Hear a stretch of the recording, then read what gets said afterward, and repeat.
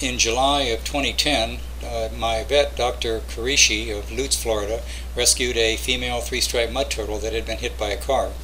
He brought her to his office and cared for her for several days, and then asked me if I would rehab her, which I have been doing ever since. She's done very well. She is eating pretty well, but she still has neurological difficulties, which this video will show. So there are many videos I have put up in the past from her initial care that you can watch if you want to know more about the history of her injury.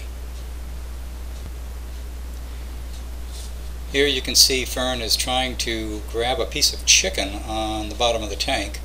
Now it's a little bit more difficult because the chicken is up against the glass, which actually acrylic, which makes it a little bit more challenging, but you can see that she misses badly.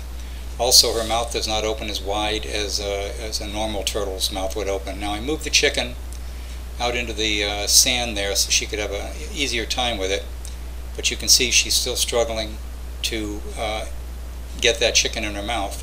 It's not clear to me whether this is a problem with her eyes, which it could be because her skull was fractured, brain damage, or other neurological issues, or something to do with the muscles in her neck, since she also had a laceration on the neck when she was hit by the car.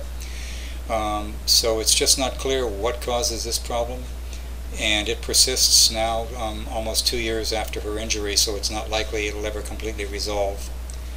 But she struggles and does very well. She actually does better with fish, which is a little softer. She can kind of snag it and get it in her mouth more easily. And there you see she finally gets it in her mouth, and once she does, she's home free.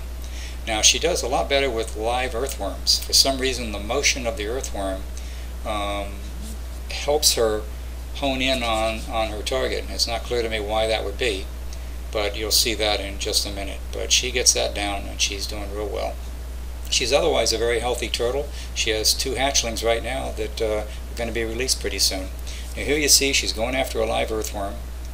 Now she misses here. She's close, but again the worm is up against some opani wood there, and a pot made it a little bit difficult, and Muddy tries to muscle in and get it. That big ghost shrimp there, better watch out. Now here you see her bullseye. She gets it the first time.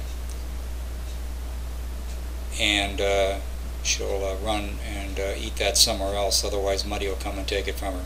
So Fern's doing very well, but she has continuing neurological issues which will probably not resolve.